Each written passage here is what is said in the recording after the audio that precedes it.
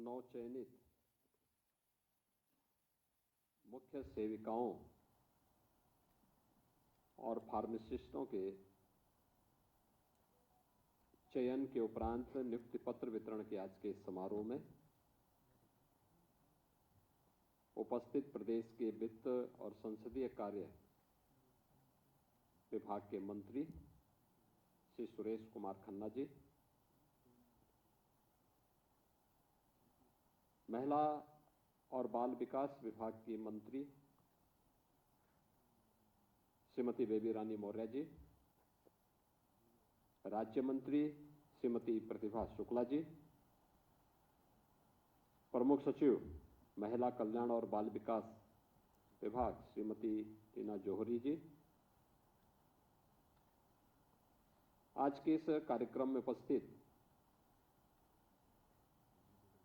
सभी नवचयनित मुख्य सेविकाएं, फार्मासिस्टगण और प्रदेश के सभी 75 जनपदों में जहां पर यह नियुक्ति पत्र वितरण के कार्यक्रम हो रहे हैं, उन सभी स्थलों पर उपस्थित प्रदेश सरकार के हमारे सभी मंत्रीगण, सभी जनप्रतिनिधिगण और नियुक्ति पत्र प्राप्त करने वाले सभी अभ्यर्थीगण और उपस्थित बहन और भाइयों, 2438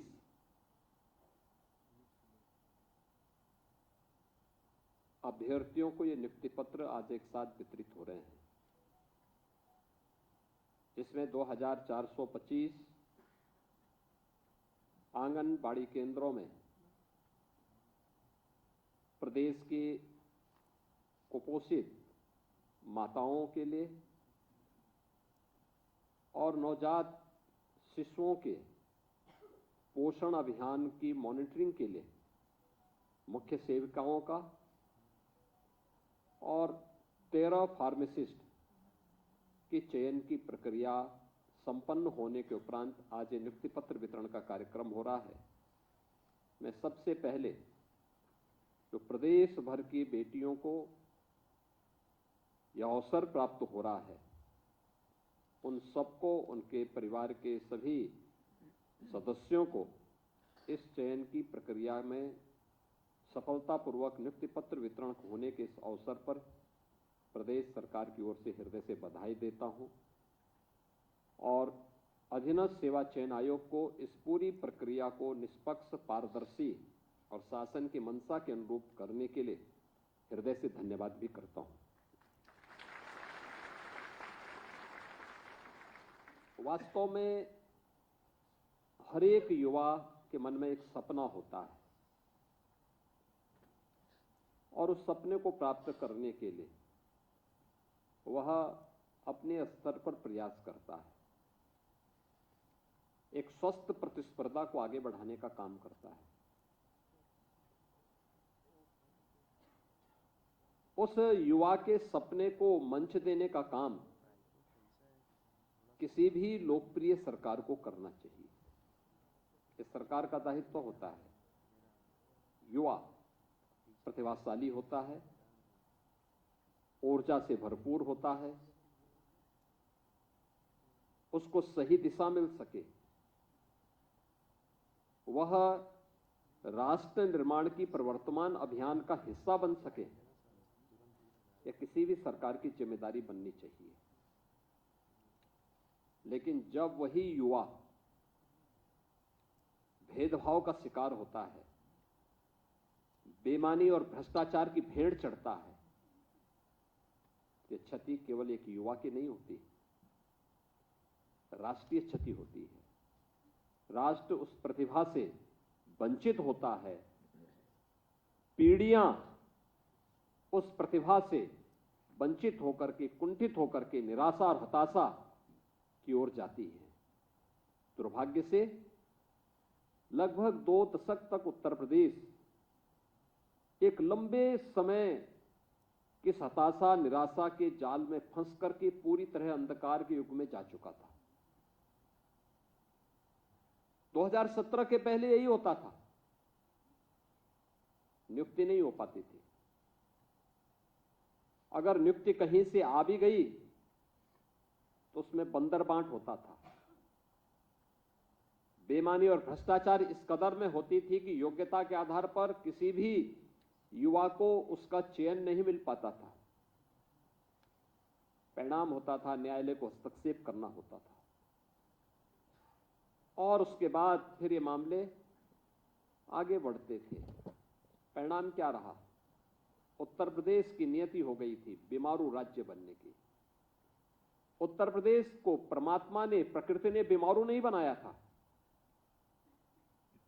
बेईमान राजनीतिक दलों ने उत्तर प्रदेश को बीमारू बनाया था। मानसिक रूप से बीमार लोगों ने उत्तर प्रदेश को बीमार बनाया था। यह उत्तर प्रदेश अपनी प्रकृति से और प्राकृतिक संसाधनों से दुनिया का सबसे समृद्ध प्रदेशों में से गिना जाता है, लेकिन यहां की बीमार मानसिकता की राजनीतिक दलों ने, सत्ताधारी दलों ने उत्तर प्रदेश को बीमारू राज्य की श्रेणी में ला करके खड़ा कर दिया था। युवाओं के सामने पहचान का संकट खड़ा हुआ तो उत्तर प्रदेश के सामने पहचान का संकट खड़ा हुआ। आज मैं देख रहा था ये नियुक्ति पत्र वितरण के दौरान, इसमें आजमगढ़ के भी युवाओं को सेवा का अवसर प्राप्त हुआ है, अमरोहा को भी प्राप्त हुआ है, शामली को भी प्राप्त हुआ है, लखनऊ, कानपुर, आगरा, गोरखपुर, वाराणसी, प्रयागराज, ये जनपद ऐसे हैं जहां पर एक प्रतिस्पर्धा है, लोगों के लिए साधन है। लेकिन लखीमपुर खीरी और नेपाल बॉर्डर के दुधवा नेशनल पार्क के जंगलों के बीच थारू जनजाति से जुड़ी हुई कोई बेटी चयन हो जाती है तो मान के चलिए चयन की प्रक्रिया पारदर्शी हुई है।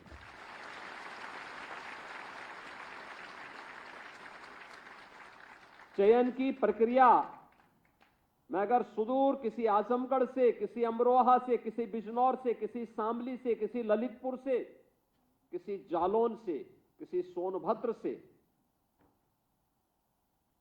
अगर किसी बेटी का चयन होता है तो हम मान करके चलते हैं कि चयन की प्रक्रिया निष्पक्ष हुई है, पारदर्शी हुई है, क्योंकि प्रतिभा वहां पर भी है। और इस पूरी चयन की प्रक्रिया में आपने इन सब बातों को देखा होगा। नियुक्ति की प्रक्रिया के दौरान भी मैं देख रहा था, और एक नहीं, मैं तो अभी जो सूची मेरे सामने है इस सूची को मैं देख रहा था, 2-2 थारू बेटियों का चयन हुआ है। यानी जिन तक नौकरी नहीं पहुंच पाती थी, जिन तक योजनाएं नहीं पहुंच पाई थी, आज उन तक नौकरी पहुंच रही है।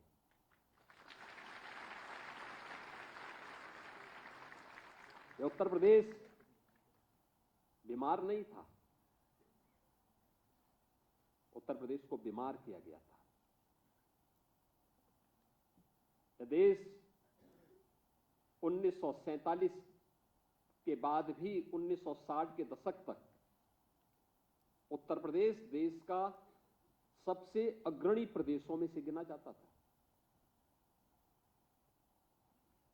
देश के अंदर उत्तर प्रदेश का योगदान 14% से अधिक माना जाता था।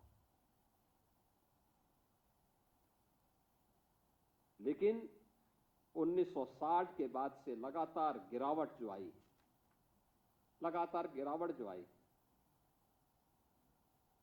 1990 के बाद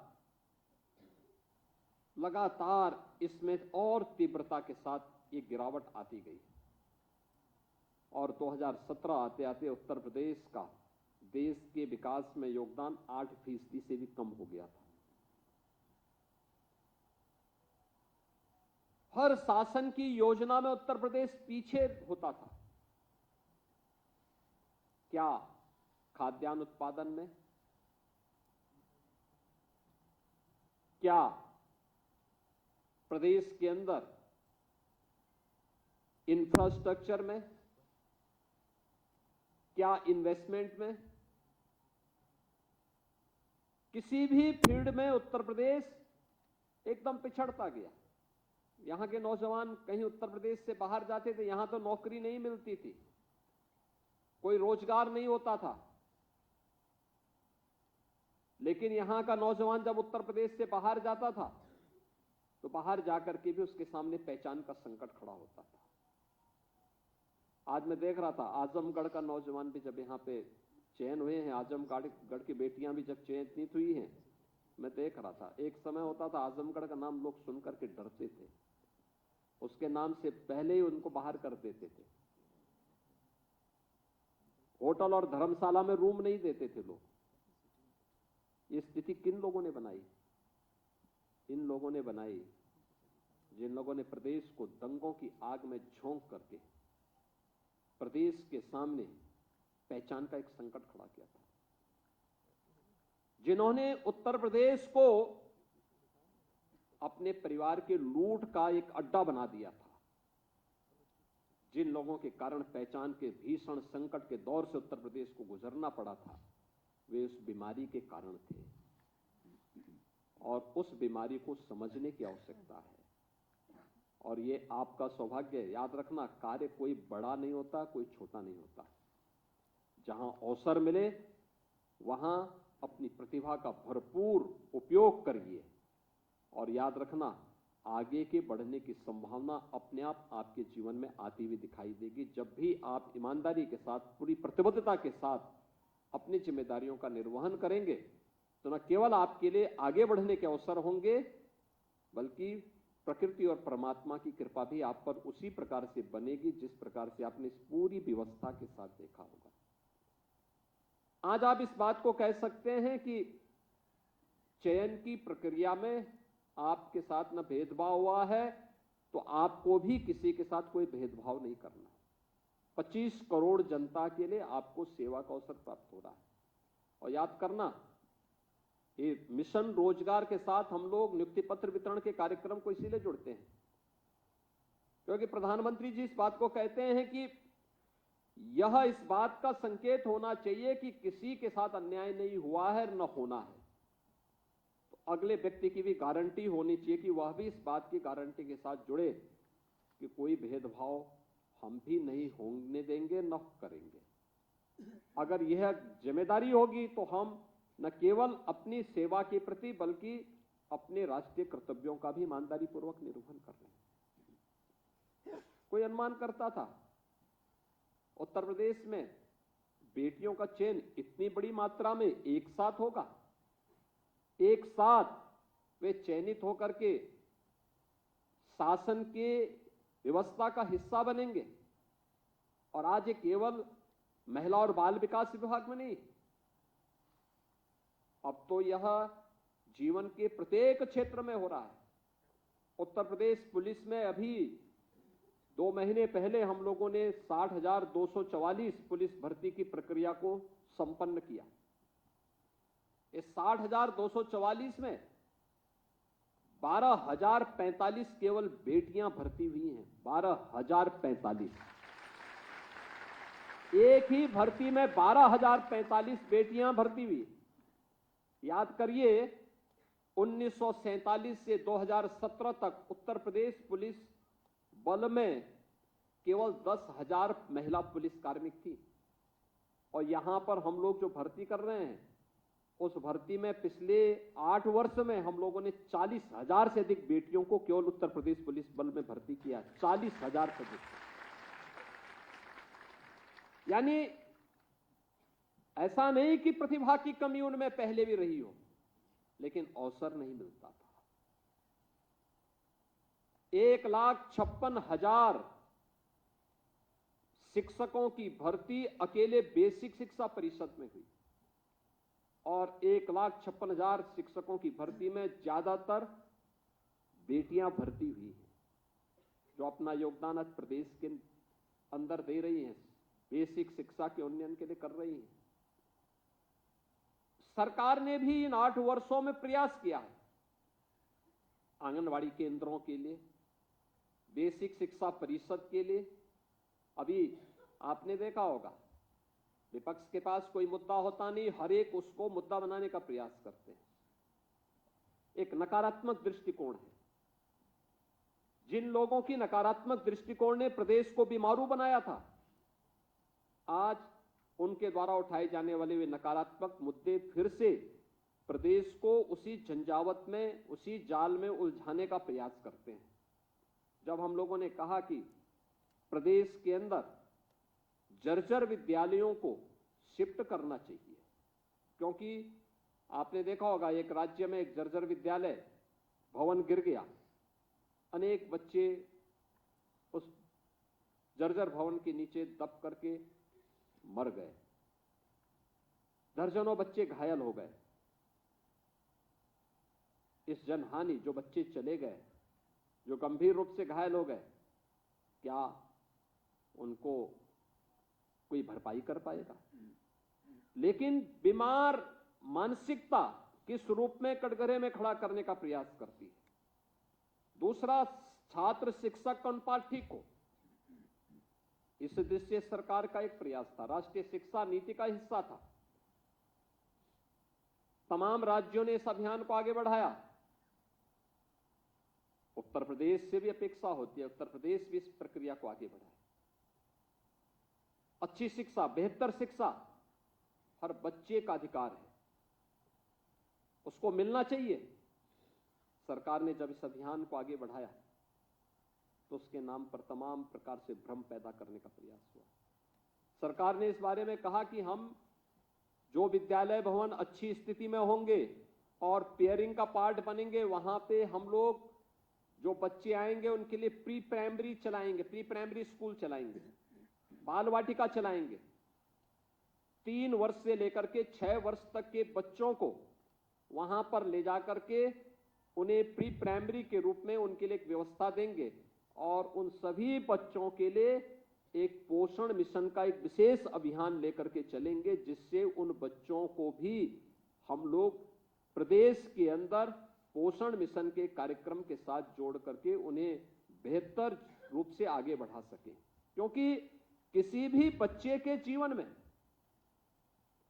जितनी भी संभावना होती है, उसका अधिकतर मानसिक विकास, जो भी विकास होना होता है, 1 से 3 वर्ष की उम्र ऐसी होती है जिसमें उसके जीवन का 80 से लेकर 90% विकास होता है, मानसिक विकास होता है। और 3 से लेकर के 6 वर्ष की उम्र ऐसी होती है जहां पर मानसिक विकास के लिए हम थोड़ा सा प्रयास करेंगे तो 5% से 7% तक का मानसिक विकास वहां पर हम लोगों को देखने को मिलता है। शेष बाकी क्रमिक रूप से उससे आगे बढ़ने का एक अवसर प्राप्त होता है। और यह अवसर है जब हम उन बच्चों को उनके मानसिक विकास की प्रक्रिया के साथ जोड़ करके एक बेहतर माहौल बाल वाटिका के माध्यम से दे सकें, प्री प्राइमरी के रूप में, जिसे हम आगे बढ़ाना चाहते हैं। उसके लिए भी लोगों ने भ्रम पैदा करने का प्रयास किया। आज मुझे प्रसन्नता है कि महिला और बाल विकास विभाग और बेसिक शिक्षा परिषद ने तमाम विरोध के बावजूद 5000 ऐसी बाल वाटिकाओं को सफलतापूर्वक संचालन की प्रक्रिया के साथ जोड़ करके आगे बढ़ा दिया है। उत्तर प्रदेश के अंदर अभी विभाग की मंत्री श्रीमती बेबी रानी मौर्य जी और श्रीमती प्रतिभा शुक्ला जी अपनी बात को बता रही थी कि कैसे उन्होंने ऑपरेशन कायाकल्प के अंतर्गत आंगनबाड़ी केंद्रों का पुनरुद्धार का कार्य सफलतापूर्वक संपन्न किया, नए आंगनबाड़ी केंद्र बनाए। और हम लोगों ने विभाग से कहा है कि भाई एक बार में जितने भी आंगनबाड़ी ऐसे केंद्र हैं जिनके पास अपना स्वयं का भवन नहीं है, एक बार में प्रस्ताव बनाइए, शासन धनराशि देगा, उनके पास अपना भवन होना चाहिए और एक बेहतरीन माहौल वहां पर बच्चों को प्राप्त होना चाहिए। यह सरकार की प्रतिबद्धता है, क्योंकि अगर हमारा बचपन स्वस्थ होगा तो उसकी जवानी भी और उसका बुढ़ापा भी अपने आप ही स्वस्थ हो जाएगा, देश का भविष्य सुधर जाएगा, संवर जाएगा और इसको सजाने संवारने का काम आपके हाथों में आ रहा है, आपके हाथों में आ रहा है। याद रखना, देश के बचपन को बचाने की पूरी जिम्मेदारी, प्रदेश के बचपन को बचाने की महत्वपूर्ण जो जिम्मेदारी है, वह दायित्व आपके ऊपर आ रहा है। इसी के लिए प्रधानमंत्री जी ने इस बात को कहा। हमेशा प्रधानमंत्री जी इस बात पर जोर देते हैं कि जो हमारी आंगनबाड़ी की बहनें हैं, उन बहनों का काम उसी प्रकार से है जैसे मां यशोदा का काम था।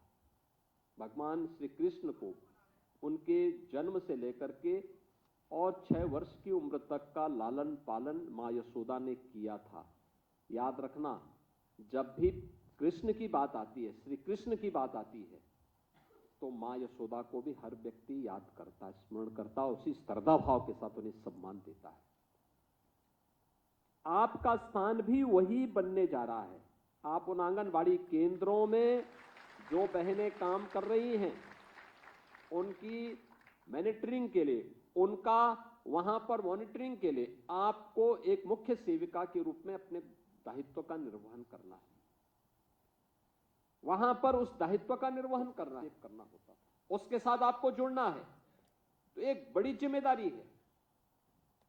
हमें अपने कार्यों के माध्यम से यह दिखाना होगा कि बेटा हो या बेटी, कोई भेदभाव नहीं होना चाहिए। लोगों में एक अवेयरनेस पैदा होना चाहिए, एक जागरूकता बहुत महत्वपूर्ण है। और इसी के लिए प्रदेश में हम लोगों ने मुख्यमंत्री कन्या सुमंगला योजना चलाई। मुझे प्रसन्नता है कि अभी 26 लाख बेटियों को हम इस योजना के साथ जोड़े हुए हैं।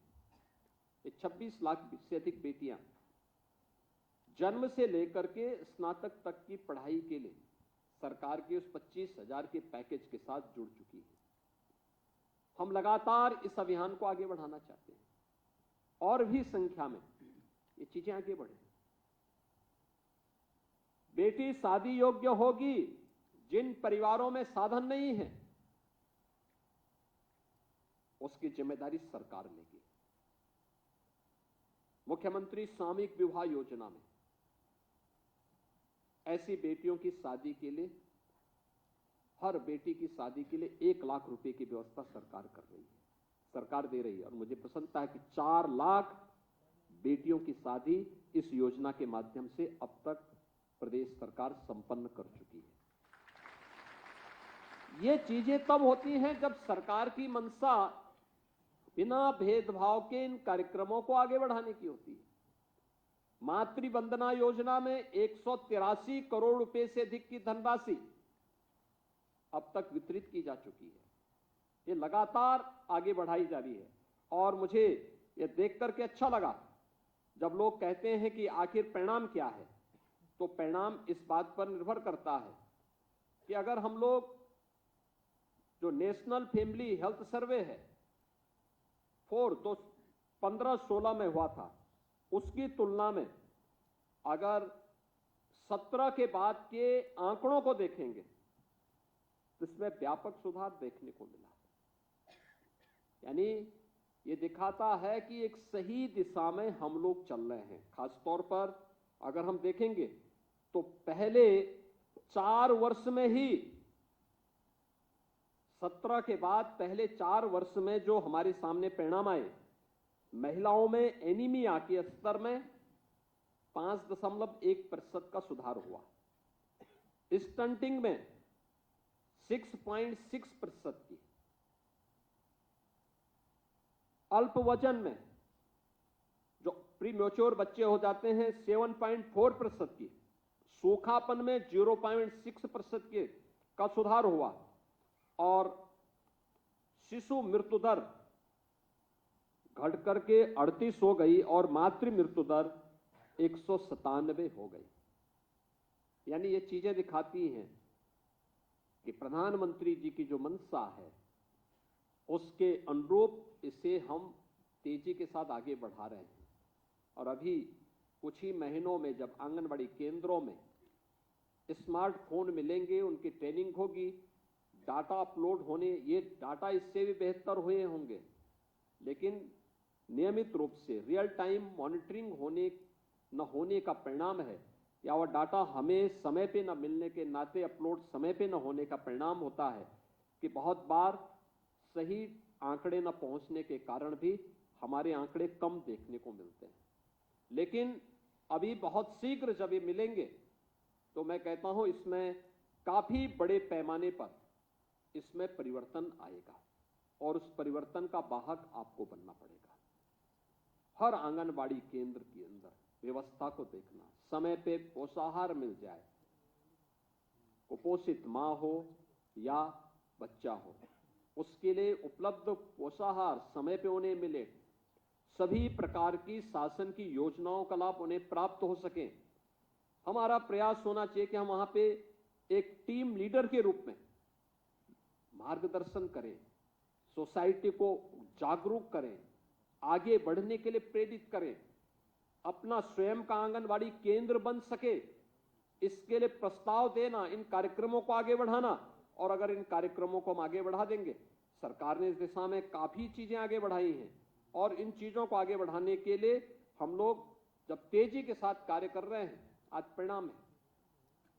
आज यहां पे मुख्य सेविकाओं के 2425 नियुक्ति पत्र वितरित हो रहे हैं, लेकिन आपकी नियुक्ति के पहले जनपद स्तर पर 19,424 आंगनबाड़ी कार्यकर्तियों की भी नियुक्ति की प्रक्रिया सकुशल संपन्न हो चुकी है। इसी वर्ष संपन्न हुई है ये सब। याद करिए, इतना बड़ा कभी नहीं, इतने बड़े पैमाने पे नियुक्ति कभी नहीं हुई। 19,424 अभी यहीं पे संपन्न हुई है। इसके साथ ही 3,000 से अधिक आंगनबाड़ी सहायकों की भी, जो आंगनबाड़ी सहायिकाएं थी, उनका भी आंगनबाड़ी कार्यकर्त्री के रूप में उनको प्रमोशन दिया गया, यानी उनके मानदेय में उसके साथ ही बढ़ोतरी भी हुई है। और 22,290 जो मिनी आंगनबाड़ी थे, उनको मुख्य आंगनबाड़ी केंद्र के रूप में परिवर्तित किया है। और परिवर्तित करने का परिणाम क्या है कि जो वहां पे सहायिकाएं काम कर रही थी, उनको भी अब मुख्य आंगनबाड़ी केंद्र में आंगनबाड़ी कार्यकर्त्री की तर्ज पर मानदेय उपलब्ध हो सकेगा। ये सभी कार्यक्रम सरकार के द्वारा लगातार आगे बढ़ाने के कार्य हो रहे हैं। आपके ऊपर एक बहुत महत्वपूर्ण जिम्मेदारी है। इस महत्वपूर्ण जिम्मेदारी का हिस्सा आप सभी को बनना पड़ेगा। प्रदेश के अंदर आज के दिन पर हम देखेंगे कि हमारे पास जो स्वीकृत आंगनबाड़ी कार्यकर्त्री का जो भी पद हैं 1,90,000 हैं और आंगनबाड़ी सहायक के पद भी 1,90,000 हैं। इन सभी को हमें तेजी के साथ आगे बढ़ाने की कार्रवाई को करना होगा और इसके साथ प्रदेश के अंदर हम लोगों को अन्य तमाम जो कार्यक्रम प्रदेश सरकार के द्वारा समयबद्ध तरीके से आगे बढ़ रहे हैं, अगर ये सभी कार्यक्रम आगे बढ़ेंगे, मेरा मानना है कि हम प्रदेश के बचपन को बेहतर बनाने में सफल हो सकते हैं।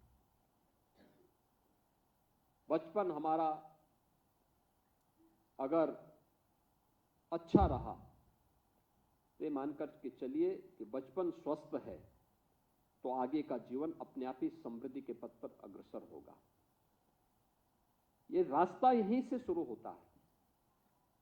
प्रधानमंत्री जी ने 2047 का लक्ष्य देशवासियों को दिया है। 2047 में कैसा भारत चाहिए? एक ऐसा भारत जो विकसित हो, आत्मनिर्भर हो, समृद्धि के पथ पर आगे बढ़ते हुए दुनिया का नेतृत्व करने वाला हो। ऐसे भारत के निर्माण का रास्ता कहीं से जाता है तो वह आंगनबाड़ी केंद्रों से जाता है, गांव से जाता है, गलियों से होकर के जाता है। वहां के अपने नवजात शिशुओं की, कुपोषित माताओं के जीवन स्तर को उठाने की दिशा में एक बेहतरीन प्रयास करने की दिशा में हम सबको कार्य करना होगा। सरकार इस दिशा में पूरी प्रतिबद्धता के साथ कार्य करेगी। आप सभी लोग इस दिशा में अपना बेहतर प्रयास करने में सफल होंगे और शासन की मंशा के अनुरूप परिणाम देकर के एक स्वस्थ उत्तर प्रदेश और सशक्त और समृद्ध उत्तर प्रदेश बनाने में और 2047 के लक्ष्यों को प्राप्त करने में अपनी भूमिका का निर्वहन करेंगे। इस विश्वास के साथ मैं एक बार फिर से आज 2438 जो नियुक्ति पत्र यहाँ पर वितरित हुए हैं, उन मुख्य सेविकाओं को और फार्मासिस्टों को चयन की इस प्रक्रिया के लिए हृदय से नियुक्ति पत्र प्राप्त होने पर बधाई देता हूं, अपनी शुभकामनाएं देता हूं और विश्वास करता हूं कि जिस मंशा के साथ सरकार ने इस पूरी प्रक्रिया को आगे बढ़ाया है उसके अनुरूप आप परिणाम देंगे। आप सबके प्रति मेरी मंगलमय शुभकामनाएं हैं। धन्यवाद। जय हिंद।